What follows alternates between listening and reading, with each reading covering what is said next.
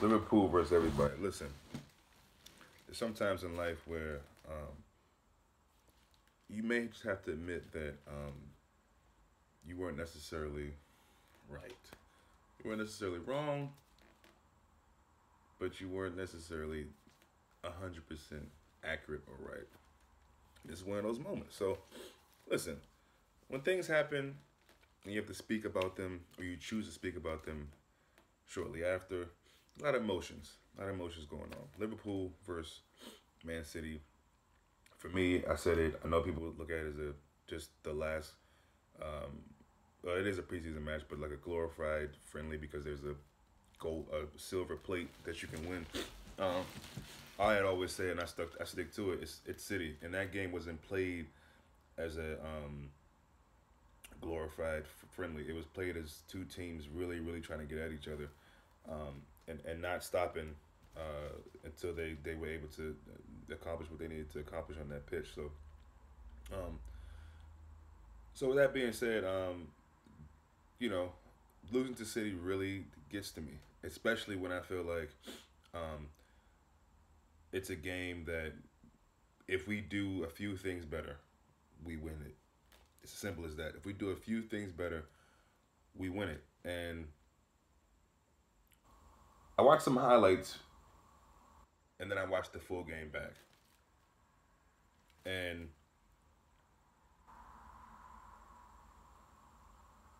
not only was Liverpool the better team, and I think when I first watched the match, shortly after speaking about it, I knew that we had some moments and we got at them, particularly in the second half, but even in the first half, um, particularly Salah, and I'm gonna talk about him in a second.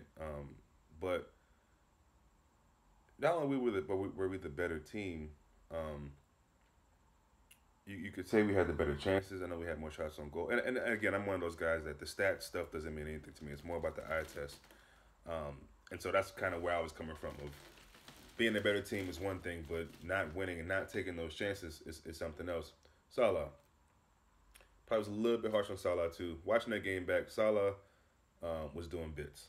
I mean, he just was. He was doing bits. There was a moment there where he 1-2s past KDB's little brother, takes the ball around his back. I think David Silva's over there. Then nutmegs Otamendi, to pass the ball off. Did that again later in the game. Um, but he was really. I mean, for a guy that pretty much just come back, one of the later rivals for the team, he looked really fit. He looked at it fast, quick. Um, it's just that last shot that eluded him. And I'm gonna go a little deeper with Salah in a minute here because I don't fully necessarily apologize for what I said about Salah because he missed a bunch of shots. But to say he was atrocious, that was probably an atrocious analysis from me.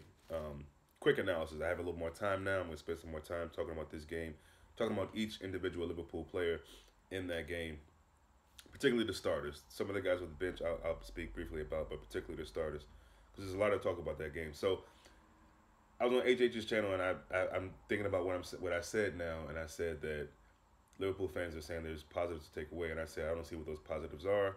The only positive was Sterling still having some love for Liverpool because he didn't score his hat trick.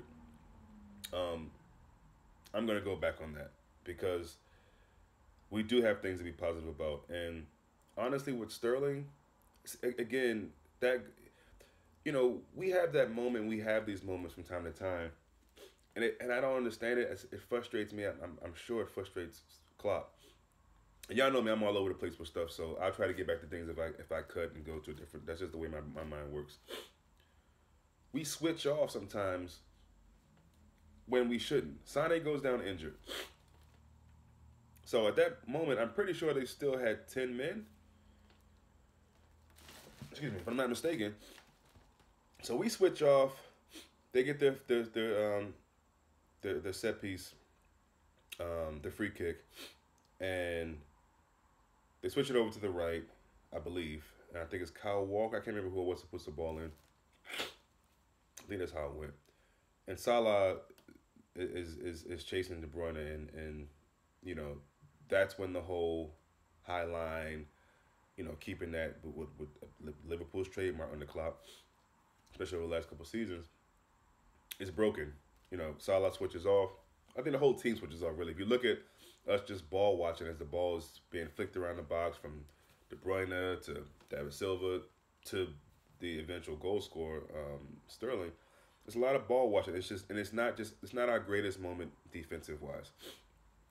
Also, I said our defense wasn't good against City. Our defense was excellent.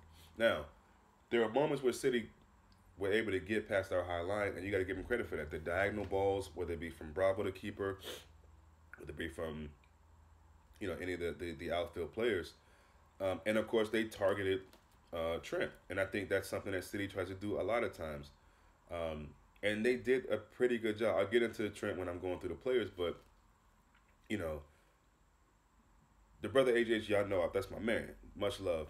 But the more I watch this game again, I believe he's absolutely wrong when it comes to saying that Pep, in terms of setting the game up and the way he wanted his team to play, tactically, that he got at Klopp. I don't believe. Here's the thing with Klopp, especially against City. It's not about possession. Now we ended up having a great percentage of possession towards the end of the game, or as the game, at the end of the game, yeah, the stats wise, I think the percentage was pretty high. But that's just because in the second half we just smothered them, and we were all over them, and they couldn't breathe, and we were getting our counter going, and some of the guys came off the bench were really, really influential. So it's about using the position that we have to do good with. It's about kind of being that Muhammad Ali, rope-a-dope, just taking all the blows that City can give us, second half wearing them down, and then just going at them, body blows, just beating that body up. So, sorry man, I don't know what's up with my sniffles right now, but yeah. So, it's really about working our counter, working our press, and just wearing up the opposition team down. That's really what it's about. And so, we talk about that midfield three and how they're more or less very samey, although Henderson reminded us late last season that he can be that more marauding 8 if we want him to. Genie is still kind of that kind of recycle guy, and large parts of games we know, as much as we all love Genie, we know he could be a ghost. There were times where I was wondering, where is he, what is he doing, how is he affecting this game? And again, I'll get into Genie when I'm talking about the players, but just going back to the game, and for me, I think City's best two players, to my surprise, were Bravo and Otamendi. I think Otamendi had an amazing game, surprisingly. And he's another guy who, that's a good thing Pep and Klopp have. I think these players really, when they get their chance, they're really trying to prove to Klopp, like, look, I don't want this to be I'm in, I'm out, I'm in, I'm out. Now, for now, Otamendi will be in for a while because it seems like Laporte's going to be out for a minute, so he'll have some time to continue to show that. But I thought Otamendi had an incredible game. I thought he was really, really good in that game. I still think he's a guy that you can get at, him and John Stones, to be honest. But I thought Otamendi was far better than I thought he would. Clearing things out, making last-ditch tackles, being physical, heading things away. Again, I mean, these two teams really just show what this game meant.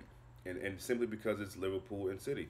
And I spoke about it before, but this rivalry, it is a really, really beautiful thing to see, man. The physicality, the toughness, the talking. I mean, you got guys getting off the bench to come talk to an opposing manager. You got that manager talking shit to Robertson. I mean, it's a beautiful, beautiful thing to see. And, Arsenal United had it for years. I think you're seeing that new Premier League rivalry that as long as those managers are there, this is going to be a really, really exciting ride. So, I just think, again, back to Salah, I mean, he was really, I mean, besides, put the missing the chances to the side. And I'm going to speak a little deeper about some stuff that I've been seeing on Twitter that I want to address involving LFC fans and, the emotion that we show when it comes to Salah and defending him and all that. A lot of times I don't think we pay attention to what people are saying and the criticism that people are giving Salah. We're just picking out key words and it's triggering us.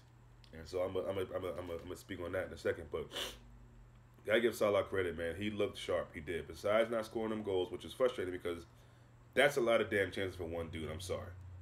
And you can see, the second time I watched the game, I wanted to, these chances he was getting, I was paying attention to them, obviously, but I was more so looking at the teammates around him and their reaction time after time after time where he would just take shots just to see if they were like, bro, I'm hit past the ball. Like, I get it. And there were times where, for instance, when Shaqiri came on, he reacted that way. Like, Firmino did it a couple of times. So, yeah, that'll be interesting to see as the season goes on. Obviously, I think a lot of our attacking play could have been quite different and a bit more dynamic, if I'm being honest, if Mane was in. That's obvious. He wasn't. No need to make an excuse about it. But let me get to Klopp's excuses as well, as people are calling them. We're going to talk about a lot before I go to work, guys. So we got time. If you got time, sit and enjoy it. But I should have got some damn tissue with all the sniffing. So, yeah, Salah was better than I thought second time I'm watching. And now I was hearing all those people saying how good Salah was, and I'm thinking, what are y'all talking about? But I was thinking more from the aspect of chances missed and the chances missed to the chances that he had. But I was wrong with that. I was wrong with that. The guy Salah had an incredible game. It was so effective. Beating KDB's brother with ease most times. Just getting into tight spaces, nice, intricate, just really nice, cute dribbling at times. He was really showing his whole repertoire. He just didn't have the finishing touch. So let's talk about the finishing touch, and let's talk about him being looked at as a. Y'all gotta bear with me. I gotta get some tissue. This is ridiculous. Right back.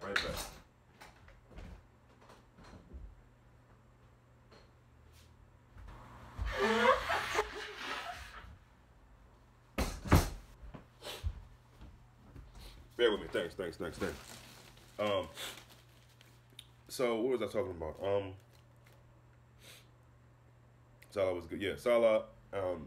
Everything but his goals. And so him being a elite goal scorer. Now, I think most Liverpool fans, when you ask about elite goal scorers, most of us would probably put Salah, especially in the Premier League.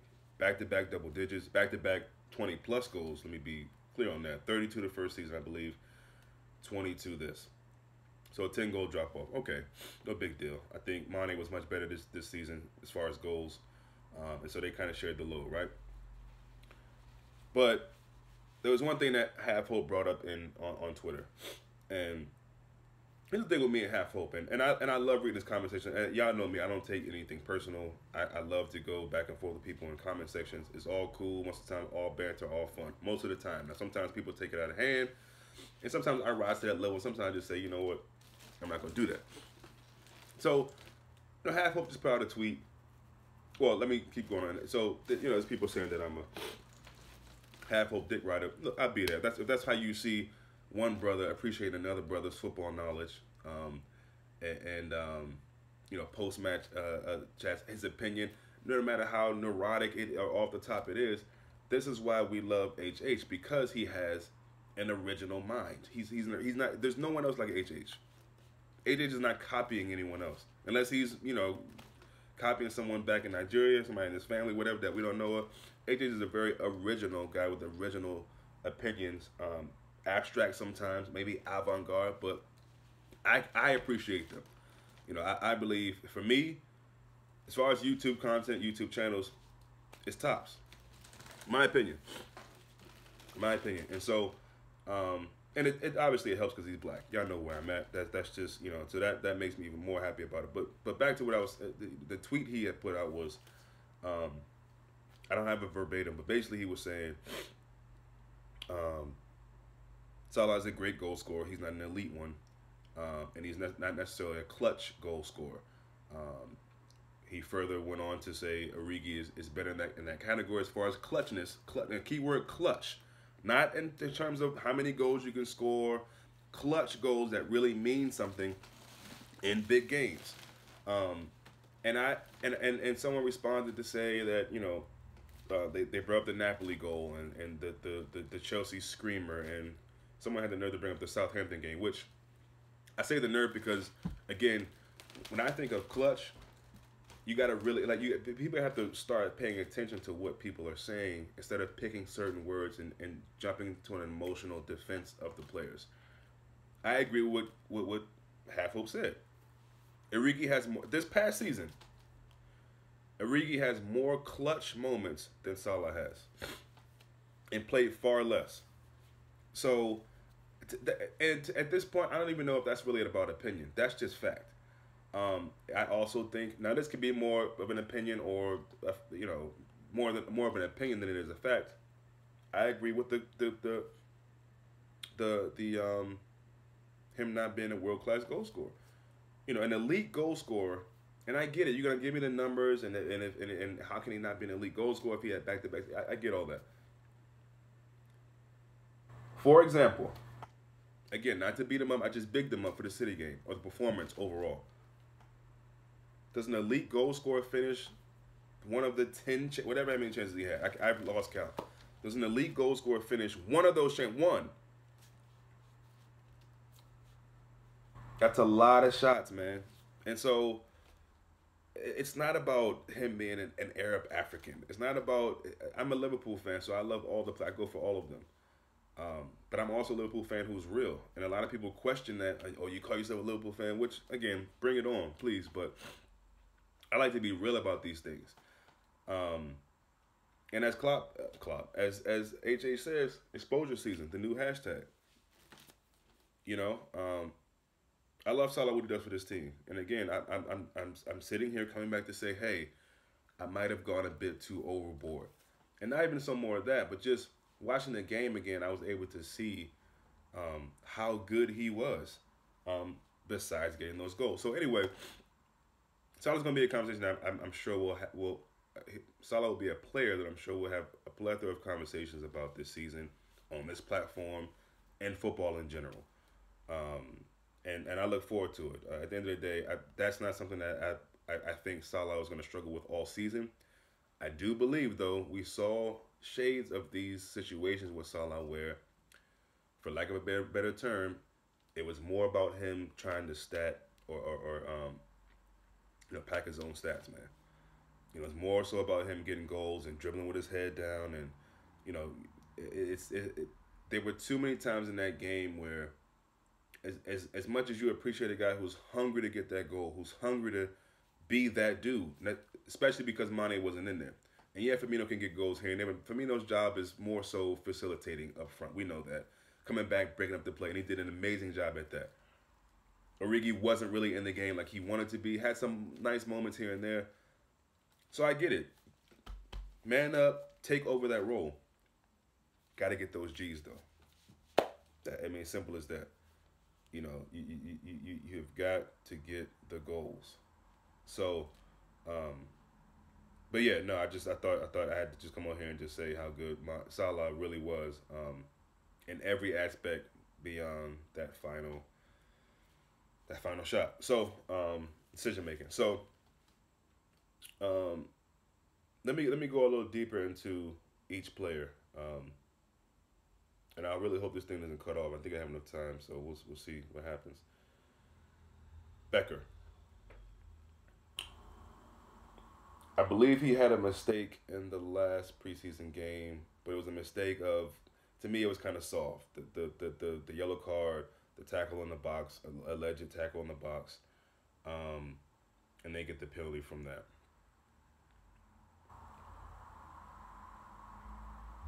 Alisson is one of those keepers who he's so good that he'll have a moment like that here and there.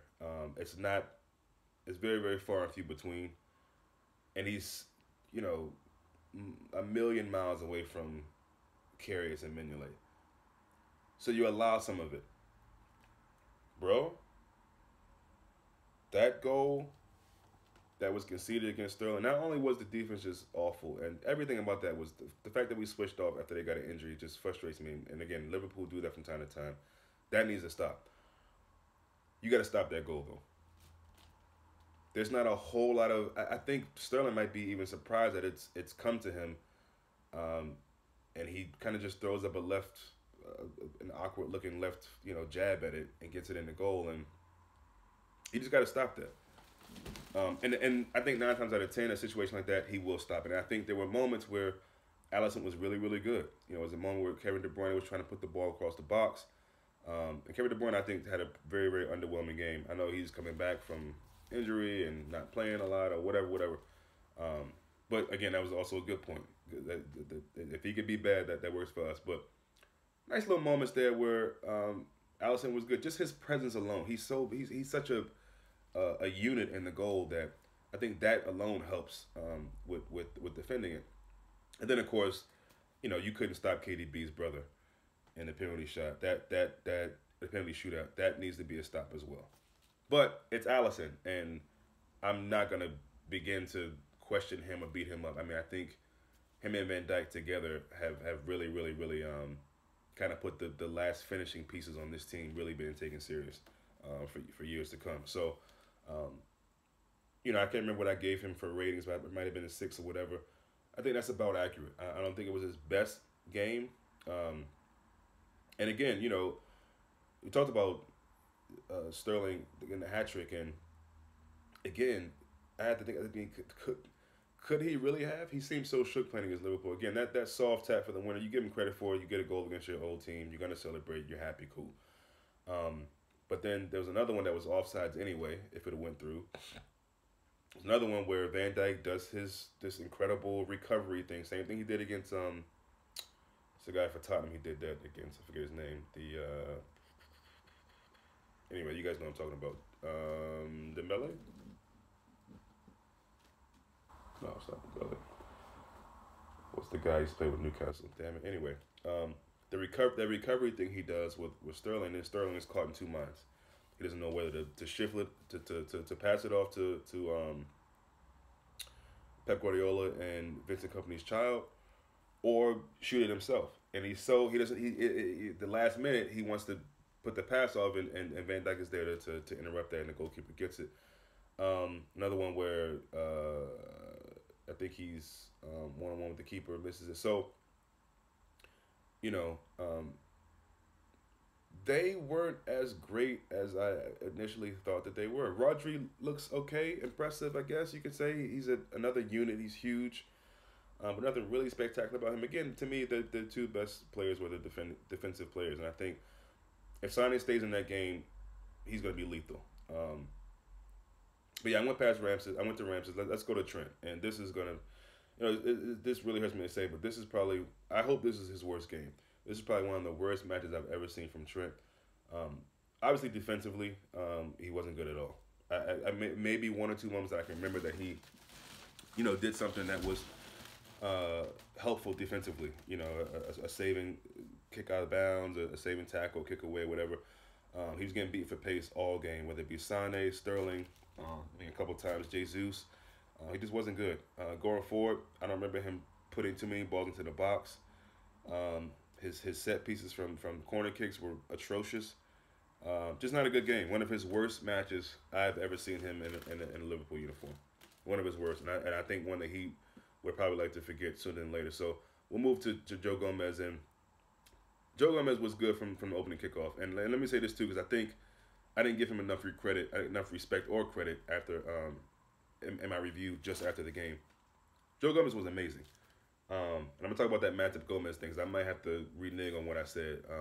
I'm a big fan of Matip, and so I think I was just kind of like, but I got to go back. So Gomez, beyond that one moment where Sterling kind of picks his pocket, and Sterling was good. He's probably up there with one of their best players of the game, even though he missed a couple of chances. He was good. He was really effective for them, and really surprisingly extra physical in that game.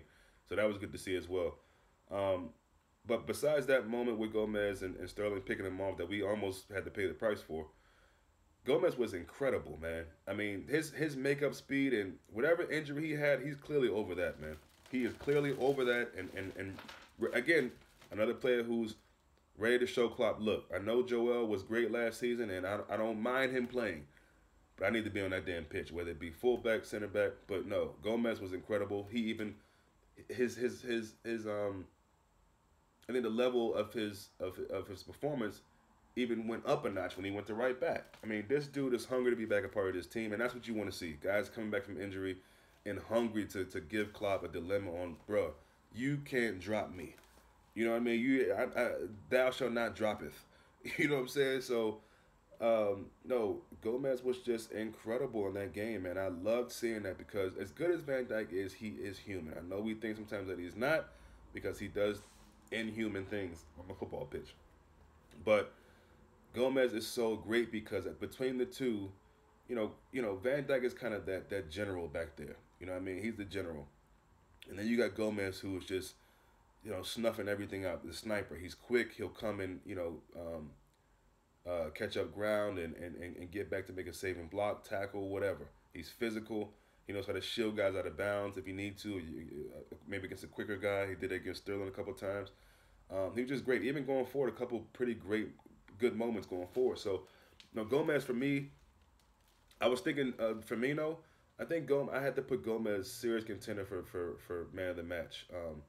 But yeah, no, I was really, really pleased with what Gomez did in that game, man. It was just really, really incredible to see from the opening game. Like I said, other than that Sterling situation, incredible. Van Dijk was Van Dijk. I mean, I think the whole defense is at fault for that Sterling goal because that was just to see all them dudes just watching was just crazy. But I mean, Van Dijk was amazing. I think unfortunate, really unlucky for that shot he had not to cross the line. I mean, again, I don't know what's up with that. These goal line stances, the goal post. We hit the goal post 3 or 4 times in that game. It's just sickening. Maybe even more than that. 'Cause I know Shaqiri had one. I think Salah had at least 2. Van Dijk had 1. Yeah, so maybe 4 or 5. But our goal obviously comes from Van Dijk. Henderson puts the ball in the box. One of the City players heads it backwards. And Van Dijk is such a smart fucking player. We know how good he is defensively, but cerebrally, he's just his mind is so crazy. And so he kind of winds up like he's about to take that shot. He takes it off his chest, and I think a lot of the City players thought, oh, he's going to really try to shoot from this angle. We got a lot of yellow shirts here. That's not going to work. And that's what pulled them kind of to him a bit. And maybe they were setting up to try to block that. What he did after the chest was square up, give a nice little, just regular, basic tap to his center back partner who had just come into the game, and he heads it home. So Van Dijk is just, he could have had 2 goals in that game. Or, I'm sorry, a goal and an assist in that game. And so, yeah, I mean, what more can you say about Van Dijk? Amazing. So that's squared away. Robertson, look, even if he had a terrible game, the back and forth between him and Bernardo Silva was worth the admission. That's worth the popcorn and soda and gummy bears and raisinets and whatever, all the snacks that you want at events like that. That's worth all of it. $20 for popcorn? Yes, I'm paying for it. Because that kind of, that they're on the same, Bernardo Silva is on the right side, obviously going up against Robertson all game. And they're talking, and Robinson again is talking to the coach, not talking to the refs like Bernardo does, but that battle between them is really good. But yeah, I thought Robinson was his usual self as well. Again, not much going forward. He joined in to the counterattacks and led some of them, which was really, really nice to see, and I love that about Robertson because both our fullbacks, especially Robinson, it seems like here lately, is taking more of the initiative to go to lead the counter and maybe fade into the midfield and be just another body. Then there's a moment where he could have probably taken a shot, kind of feinted it, and gave it to Origi. Origi dragged it, and I think it ricocheted off somebody, maybe out of bounds or whatever. But I like to see Robinson taking more shots, kind of like the one he had against Barcelona. I think the second leg, maybe the first leg. But yeah, Robinson was his usual self. Not too much to say about that guy. He's Mr. Consistency for the most part, and we love to see that. In the midfield, Henderson just did, again, kind of similar to Trent, just did not have a good game at all. Which, it is what it is. No one's going to be perfect every game. He got a knock there late. I hope that's nothing serious. A lot of times adrenaline will bring you through a game. It looked like he kind of messed us up a little bit there, going for a tackle. I forget what play he was going in on. But yeah, Henderson was mediocre at best. The less I can say about him, the better. Fabinho, again, as the game went on, as the team got better, he kind of got better. Kind of putting getting those long legs onto to passes across the middle and doing. But I think he was much quieter than I would have expected, and then I think that we will come to expect from him. So I know he'll improve. So not the greatest game, but I thought he was okay. Just not his usual incredible self, I think. Genie again, yeah, just the midfield in general. I think it's safe to say just weren't that great. They had moments, and obviously in the second half we made the reinforcements that were much better, but just wasn't a great midfield performance overall, especially in that first half, is my opinion. Salah, yeah, I mean, I probably gave him a low score, and that was based on the shots he missed, as I've said already. But I have to up that because again, the performance beyond the finishing touch was incredible. So I don't know what I gave him the other day. I probably gave him a 3. I don't, but I'd probably give him more of a. I'd probably give him an 8, a strong 8. Be honest, strong 8. If he finished those chances, one of those chances, he probably more of a 9.5, 10. But because he didn't, I got to give him an 8. But I'm not giving ratings again. I'm just kind of going on what I said about Salah because I thought I had to really look back at that and give a different opinion on that.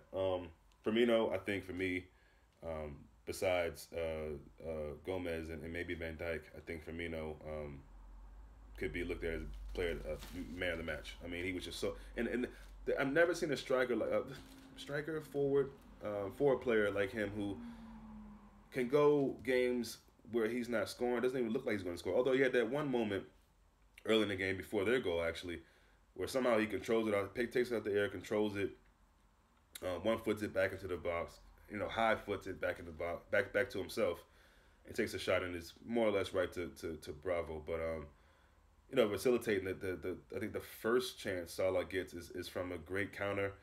I forget who snatches the ball off somebody, but gets it up to Bobby, and Bobby pushes it to Salah, and I think that's his first miss. Doesn't even hit the rim, if you will. So for me, that was just amazing. Defensive work, tracking back, just really, really good. Very few wrong steps for Firmino in that match for me. I'm going to round it off with Origi. Not going to really get into the bench guys. Although I'll just say right now for all of them, I think all of them collectively get a high number. I think they all show some really, really great things, whether it be Lallana, Shaqiri. Naby could be better, but obviously Matip gets the goal. So, proud of the bench performance collectively. Origi just was in and out of the game. I think he was doing some things when he got on the ball. You thought he could do some positive things. He did a lot of stuff that gave us kind of chances, if you will. Like he put a ball in the box that they nicked out, but then we got the ball right back in the box, and he was trying to do some things. I don't know what Klopp is really asking him to do when he's on the left side. He's obviously leaps and bounds in terms of being just a different player from Mane. They have different attributes. They help us differently. So I don't really know what Klopp wants from him on that side, really. I mean, I know he believes that Origi can run at players similarly to Mane, just with a different kind of result and in a different way. So I don't want to be too harsh on Origi. I mean, he didn't have his best match.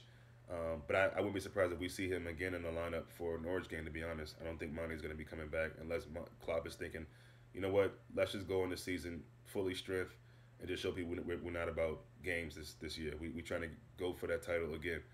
So I don't know. And then keep him made for Chelsea, I don't know. We'll see. But that's kind of the guys individually that I wanted to talk about and come back and just really say, look, there were some positive things taken from that game. And maybe I was slightly emotional after that game and just speaking from the heart. But again, when I feel like I've maybe went a little too hard or didn't really look at it in a complete way, I will go back and watch it and come out here and say, look, maybe I was wrong. Maybe I went a little too hard. So that's it for today, man. I can talk about this game forever, man. It was a great game. Obviously, especially losing to City, you don't want to do that. And it is that the last preseason game, especially when you got the ability to make 5 changes. I mean,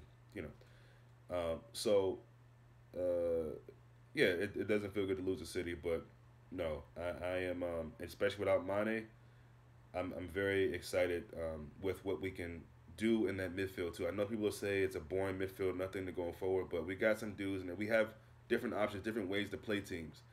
So it'll be interesting to see how he sets up against Norwich. I know enough about them. Between now and Friday, I'll try to look into some stuff. I have heard on a podcast that their fullbacks are pretty attacking, and they will try to play some football. So we all know that kind of goes into our hands. But Liverpool can't take this team lightly. We got to be ready. I'll do a whole review as it gets closer to Friday. But thanks for your time, people, and thanks for whoever took the time to watch this clip. I'm glad I got that off my chest. Had to come back after watching the game back, and now I'm going to head to work. See you guys later.